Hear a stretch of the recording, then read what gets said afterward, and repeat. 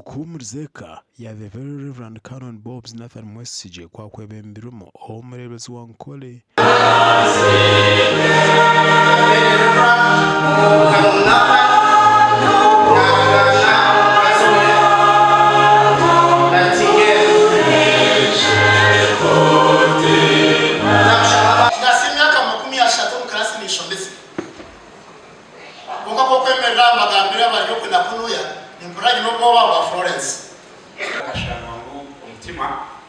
ukajira emisiri ekutwarashaga mu mutima ekakwata yigara azeshikaho speed so umutima gwakane buleka kutera nebihaha byareka gukora so akahatarobye kugira ngo akore any intervention.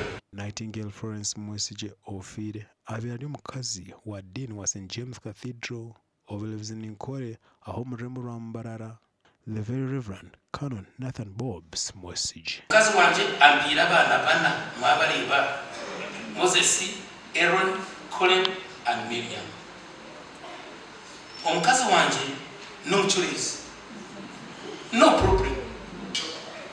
Mama basima akutuberaho kanaba Kristayo mwena mwebale. Secondly, I want to appreciate my beloved dad, the dean of this cathedral, for indeed being a very good husband to my mom. There are two different things in the world.